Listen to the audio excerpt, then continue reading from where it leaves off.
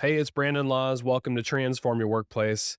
Today's bonus episode is brought to you by the Gresham, Oregon Chamber of Commerce and their Work Ready program. There's a link in the show notes. Go check them out. All right, as I mentioned, it's a bonus episode, and I have guest host Al Nodarse having a conversation with Kendall Miller, the president of Interlaken. They're based out of Oregon. Hope you enjoy the conversation. I really enjoy these CEO conversations because we're talking at a high level in most cases, but whether it's theory or best practices. And then we get to have these CEO conversations about people who are actually putting these things into practice and trying, failing, iterating, having success. We're here for all of it. So enjoy the conversation with Kendall Miller.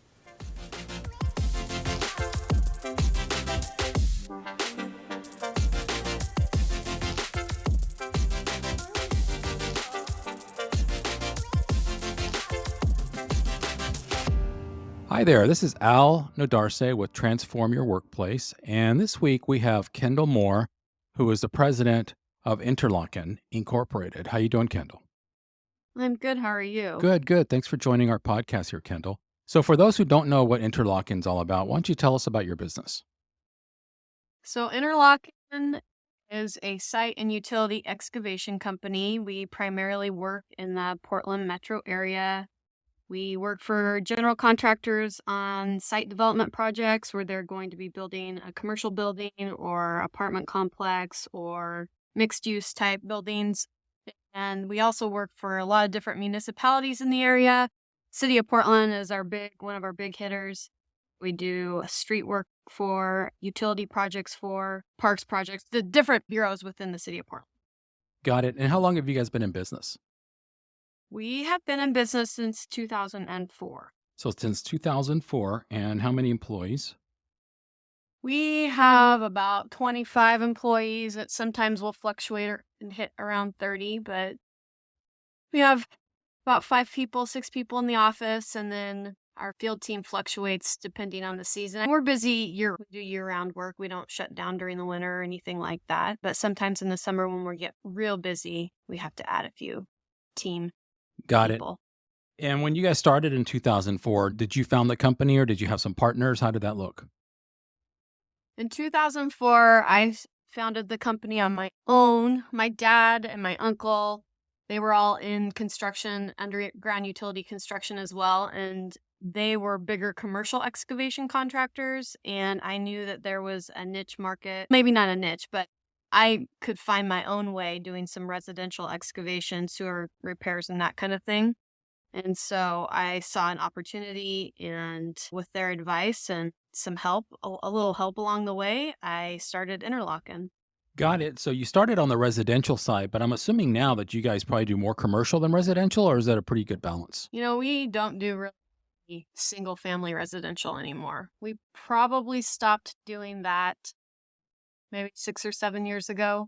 Mhm. And now we only do we'll do like a sewer extension for a residence. Like if they are not near a sewer line, we'll install main line and create access for them to the utility. But typically 99% of our work is all commercial or for larger municipal projects. One of the things that intrigued me and why I wanted to talk to you was because, first of all, you're a woman-owned business, and number two is you're in the trades, which typically is very male-dominant. So tell me about that. How do you navigate through that? I've always been a tomboy, so I don't know That if helps. that has, helped me along the way. I never had a problem getting my hands dirty or playing sports or doing any of those things.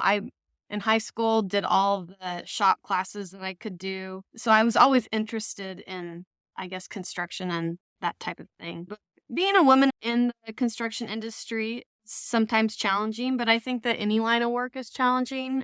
And I have a lot of support around me, and I have a lot of support within my industry. That's one thing that we would like to get more females involved in the construction industry, and we're making strides. You see it more in, I guess, an office setting for project managers and project engineers and office staff people that are female, but there's not very many of us out in the field, and I would love to see more for sure. Yeah, and I find it interesting that when you were younger, you were into the shop classes and stuff like that. How much of that do you think is just the way you're wired versus I have family that was in the business, so you had a natural inclination to want to get your hands dirty and be curious? Probably a little both. I didn't take shop class because my dad owned a construction business or anything like Hmm. that. He took it because I wanted to know how to rebuild a small engine or make a bread box for my mom, in which I don't know, it just that kind of hands-on activity and work was always interesting to me. And granted, I didn't work in the field. When I started my business, I hired a team of field people to help. I have gone out to the job site and done very minimal hands-on work, so I don't want people to get the wrong idea. I primarily have ground it out in the office, so to speak. But that's where you find your best role if is, and I think that's one of the keys in a CEO at a company is know where you best can contribute as a company. Yeah, for sure. I did want to ask you because being that you're woman owned and minority owned, do you find that is helpful when it comes to getting contracts, whether it be with the city of Portland or some of the bidding that you do?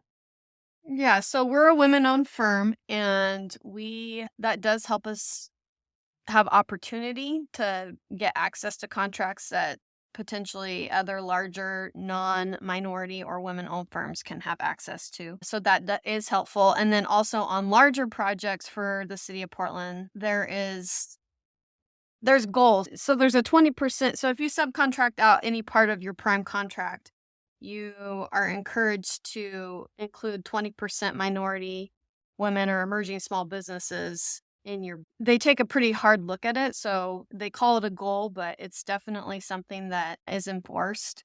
And that definitely has helped us get work as a sub. And that's we're held to the same standard though on some of the set aside projects that are out there just for MWESBs, Hmm. minority women and emerging small businesses.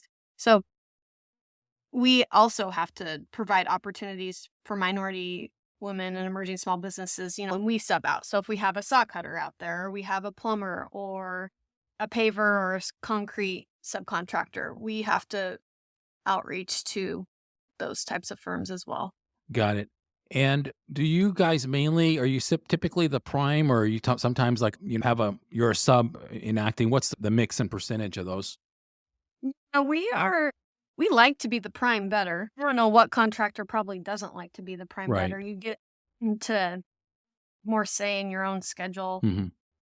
We typically do have better margin on prime when we're the prime contractor as well. When you're the sub, sometimes you get schedule doesn't work out quite right because you're under somebody else. But I'd say that we're probably 70% the prime contractor and 30%, 30 to 40% the sub, depending on the year and depending on the projects that are out there to bid. We have to bid on the work and go after the work that's available to bid. Sometimes that flexes one way or the other. Got it. And as far as your mix of business, would you say a lot of it is municipalities and some of these large utilities, if you will? If you were to divide the pie up, what the percentage makeup is of your business? Yeah, it's probably about the same. Probably about 70% is for municipalities and 30 to 40, 60 to 70% is we're the prime and we're working for municipalities, and 30 to 40% of our work, we're a sub and we're working for a general contractor on a private project. Got it. So when you guys first started getting in the municipality side, I could imagine that'd be a daunting thing. It's like learning a different language. So how did you navigate through that?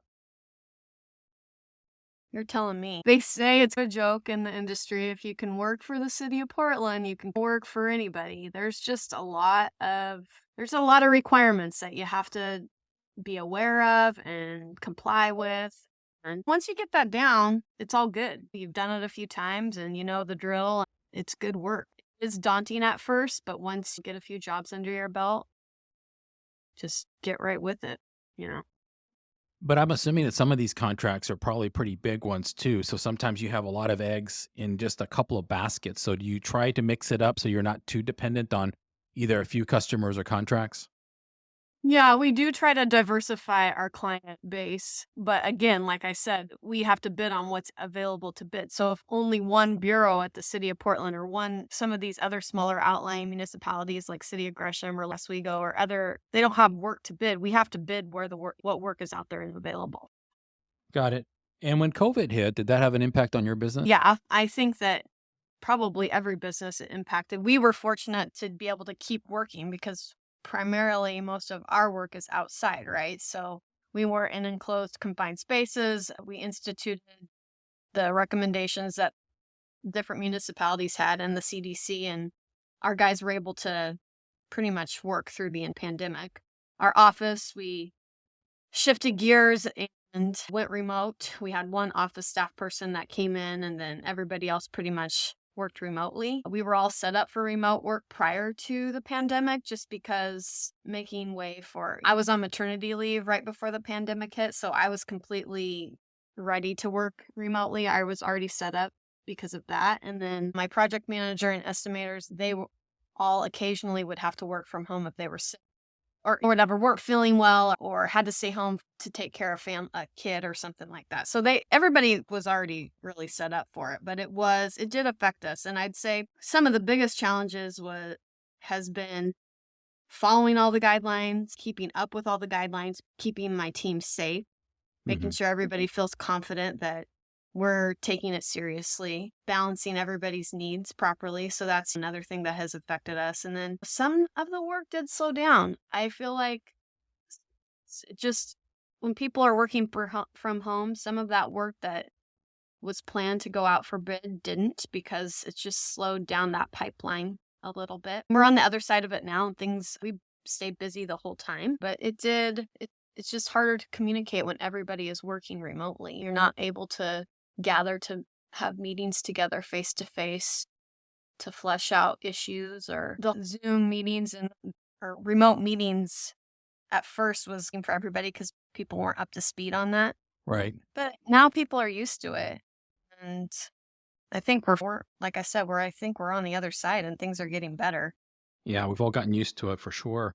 And Yeah. from a business standpoint, though, it sounds it did affect you, no doubt about it. But like you said, a lot of it was just logistics and communications and things like that. But it sounds like from a business revenue standpoint, it didn't dramatically impact your business, or would you say it did?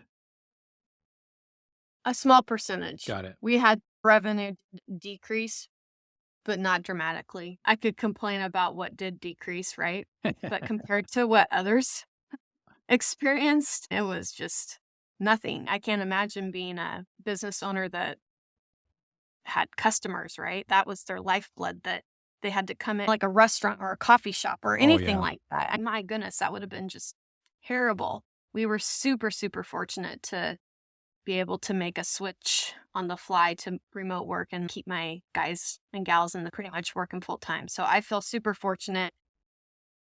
Just a little bit of complaints on the downturn in our revenue. Yeah. But you fared better than most, which is great. I'd like to come Yeah. back to the woman-owned business thing because we have some female entrepreneurs that are out there, I'm sure, and some aspiring ones. And having that edge, and I know it's not a crutch. You still have to, like you said, from a compliance standpoint, you still held to the same standards. But how do you go about marketing yourself? Because there has to be an awareness level. So how do you go out there and let folks know, not only that you're out there, but that you do great work? We don't do a ton of marketing, honestly. Mm. I would say that the relationships that we've developed and built with some of our general contractors and definitely the municipalities that we work with, just continuing to provide that great communication piece, providing a great work product, and not being afraid to go after more work and meet new people and go to those networking events. I would say that's the marketing that we do for ourselves. It's not like a whole lot of advertising outside of that. It's just, I can't count how many networking events that I went to in the last 15 years. Mm-hmm. I don't have as much time for them now, and we're more established and have a really great client base that I don't have to go to those as much. But any kind of meet and greet for a general contractor, or even if I knew that the project was way over my skis and I was like maybe only could have an opportunity to do a small amount of work when we were a little smaller business, Mm-hmm. I still went to them. Because developing those relationships with those project managers, you never know where that project manager is going to end up. Maybe they're at a big company right now that's doing a $20 million job that you probably aren't going to have any access to. But maybe in a year or two and you've grown your business, they're going to work for a smaller firm that has a smaller opportunity for you. So developing those relationships and making inroads with some of those at those types of events, that's the kind of marketing that has helped us. It makes a lot of sense. You build those deep-rooted relationships, you do great work, and you don't have to overmarket yourself. So it sounds like you guys have been very good about that. How do you go about competing with, because I see it as a David and Goliath thing, and I know there's a lot of folks that do what you do that are smaller, but you got a lot of these big boys, if you will, too. How do you separate yourself and differentiate yourself from a service standpoint to make sure that you get that edge? Because sometimes they don't pay attention to the little one out. A lot of the work that we do is low bid, right? So they're probably not looking at for municipalities, it's all low bid. So if you don't have the lowest bid, it doesn't matter who you are, how big you are, whatever. If you have the lowest number and can bond the job and have all your paperwork in order, you're doing the project, right?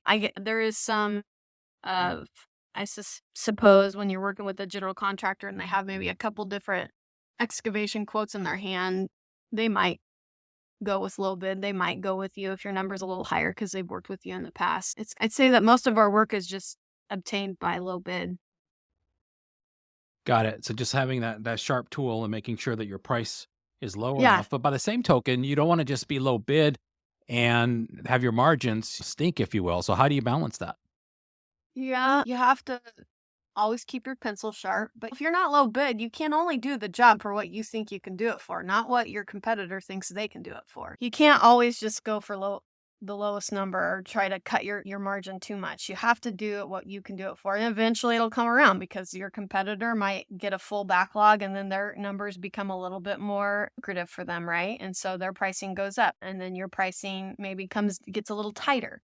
So you just are always having to balance. It's a stressful position, I'm sure, for my estimators to be in at some points when we're hungry for work and we have to cut our margin a little bit or maybe figure out the best way to maximize our opportunity on the project. It's definitely a balancing act.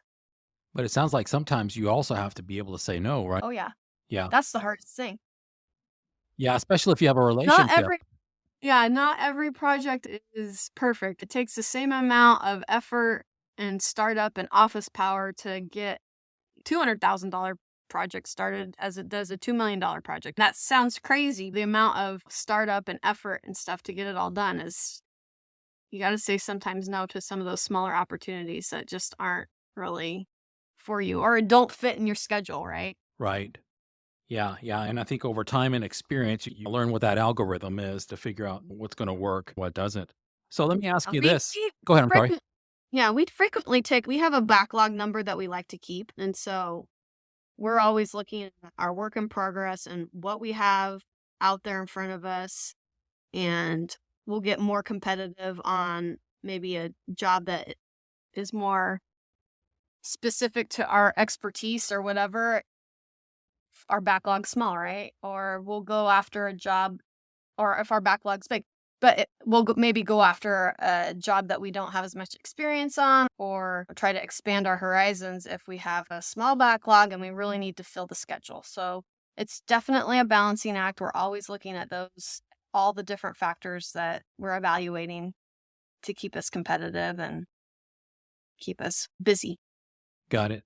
So let's talk about the current business climate because we're hearing rumblings about a recession and so forth. And I would suspect that your business would be one of the first ones to start seeing some of that if the municipalities are starting to cut back and so forth. Have you seen any indicators yet?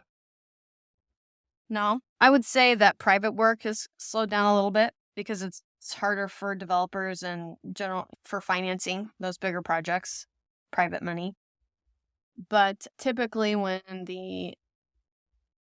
that kind of thing happens, there's more municipal work that gets put out to bid. So yes, I do see a slowdown to some degree, but I think that the way we can flex back and forth between private work and public work, we will be able to weather the storm.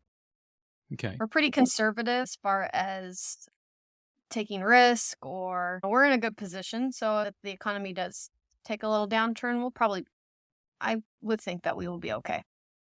That's good to hear. Let's take a look back here. I know you mentioned when you were in school, how you like to take the shop classes and things like that, and your dad was in the business and so forth. But when you were younger, did you aspire to do something else? What did you think you were going to do when you got out of high school? After I got out of high school, I went down to Oregon State, and that's where I got my business degree from. Hmm. I wasn't quite sure what I wanted to do. After I graduated college, I interviewed at a few different more corporate businesses. I ended up at a bank, and that just was not for me. That dynamic was not, I did not enjoy it whatsoever. And so I took an opportunity to start working for my dad's small family business a couple years out of college and just worked in the office for him doing kind of anything that was available for me to do or what they needed help with. And then I started doing some project management and project engineering and was more involved with the project side, and I loved it. And that seeing a project start from the ground up is pretty special. Not everybody gets to see that kind of stuff. Most of the time, nobody sees it at all unless you're actually on the project. So Hmm. that it grabbed a hold of me, and I just wanted more. And so started doing small little residential projects on my own. But it's interesting because it sounds to me like even though your dad was in the business and you like getting your hands dirty, dots had not been connected for you. And it's almost like you had to have this epiphany, for lack of a better word, when you worked for this bank where you knew what you didn't want to realize that you'd gravitate back to the business. But did your dad ever think that you'd come into the business when you were younger? I don't think so. Yeah, yeah, I love to share those kind of stories because I think a lot of younger generation folks, they think that we have this incredibly direct linear path on what we want to do, and rarely that's the case. Usually there's a lots of U-turns and lefts and rights to get where you want and so forth. But that's really neat how you found yourself right back where, not exactly where you were. You've taken the business to a whole different level. But let's talk about Yeah. that. As far as corporate culture, there's things that you learned from your father and so forth and started there, but now it's your business and so forth. So how do you evolve there? I want Interlaken to be a place where people enjoy coming to work every day. Everybody's ideas are, you know, considered, and it's a fun place to work. I used to bring my dog in, so I called her the office mascot, and she would walk over to everybody and greet them in the morning. And I want our business to be somewhere that people want to turn into their home, right? That they want to stay for a long time. I don't want my business to be something that somebody uses as a stepping stone for some other next bigger company. I'm trying to develop a family Hmm. here. And I think that's probably not too far off from what my family members that are in the industry feel too. That's important to us. Family's super important to us.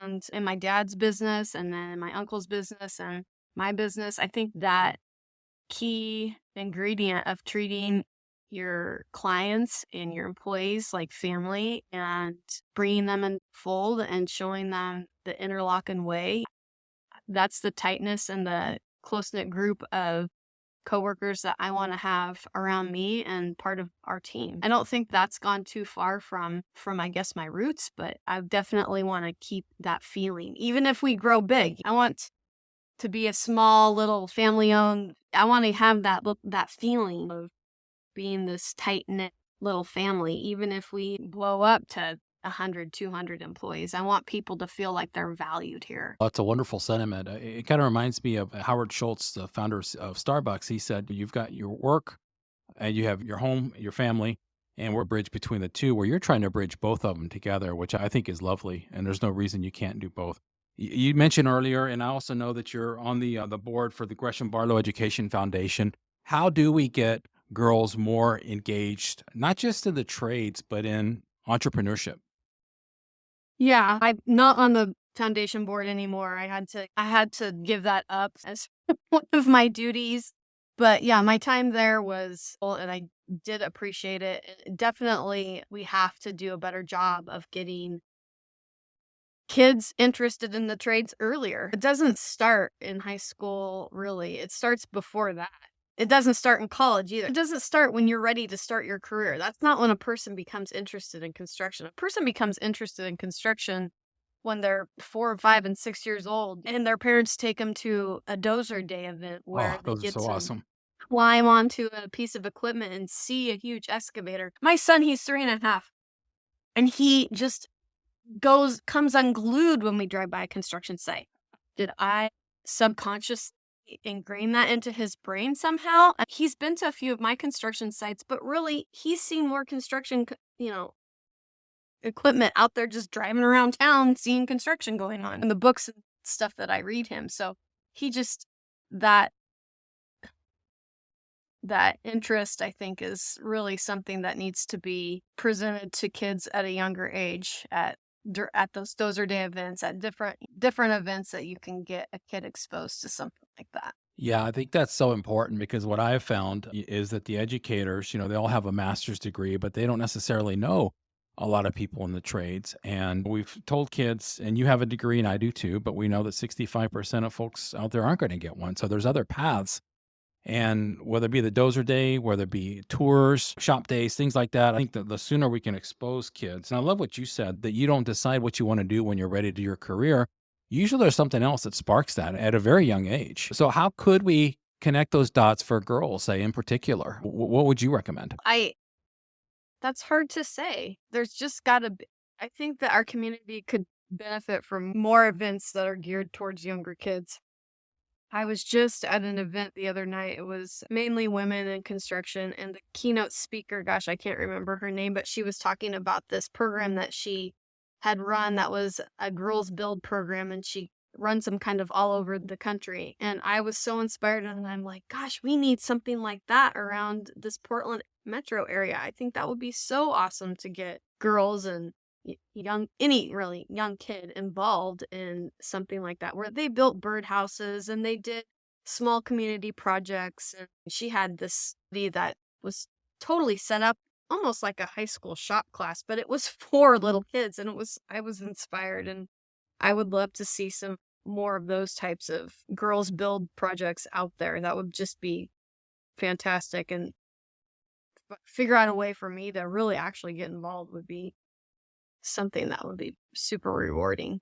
Yeah, I think we need that. So when you say young, are you thinking fourth, fifth, sixth grade? And Oh, where yeah. before junior high? I agree with you there. Elementary school, pretty much. Yeah, and if you look at Western Europe, they actually do a pretty good job. They've got paths for the trades, and the trades are seen so differently there. You could have a plumber in Germany live right next to a doctor, and they don't see each other any differently. Or here, I think society's kind of said, okay, either you go to college or you work with your hands. And there's a lot of money, and a lot of kids don't want to be in a cubicle either. They'd rather work with their hands. Yeah.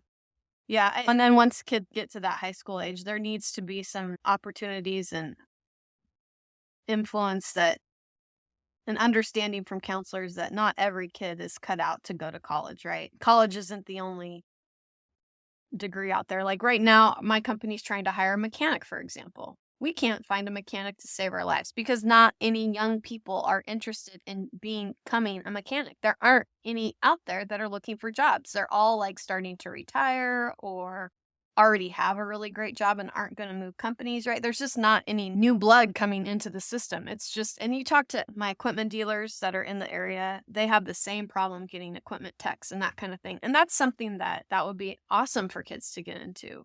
Oh, yeah. And just from a different perspective of a trade that really touches my business, that we would totally love to see more participation, more people getting involved in. It's just, no, I don't know what the shift in America has changed. Like high schools eliminated these shop programs.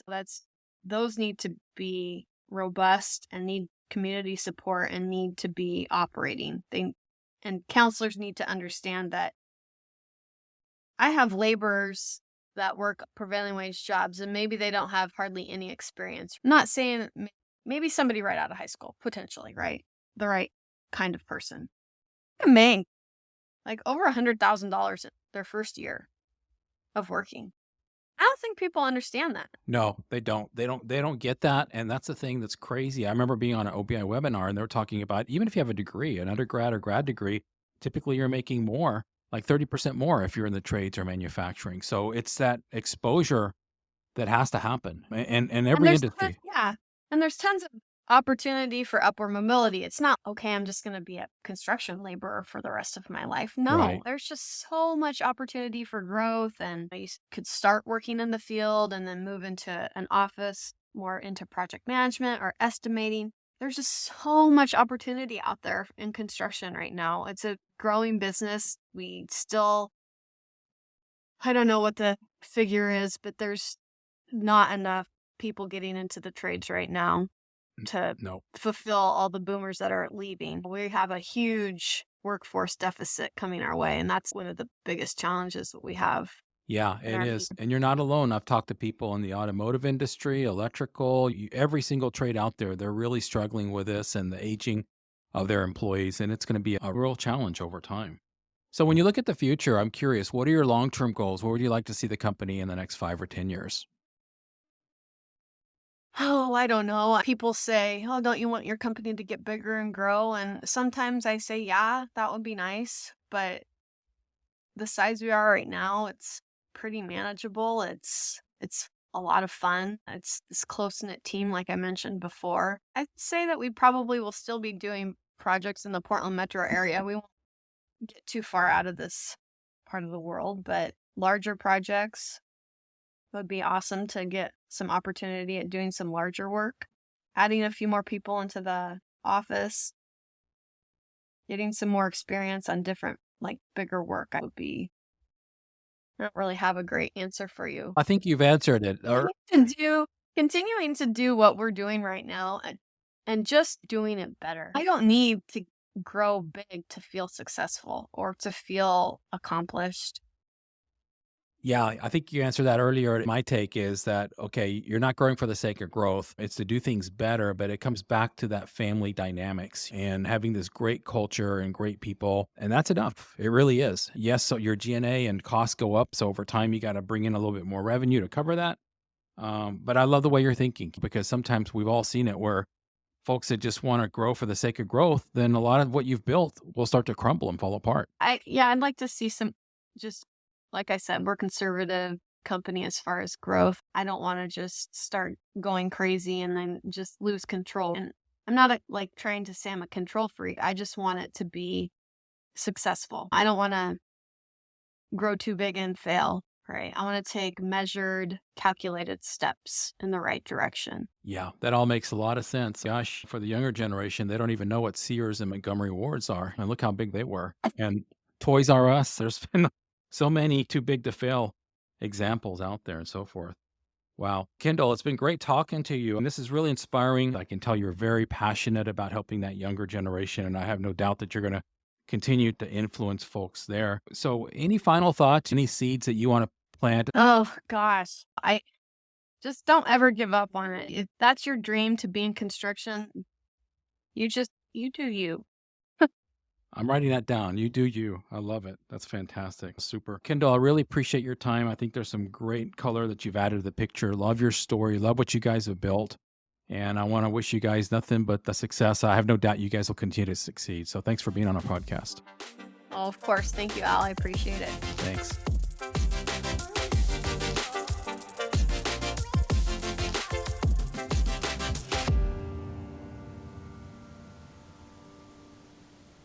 The views, thoughts, and opinions expressed are the guest's own and do not represent the views, thoughts, and opinions of Xenium HR or the host, Brandon Laws. The material and information presented on Transform Your Workplace is for general information and educational purposes only. Xenium HR or the host, Brandon Laws, does not necessarily endorse any guest, their business, or any organization they represent. Discretion is advised. Please work with a trusted advisor to find a custom approach that fits your organization's needs.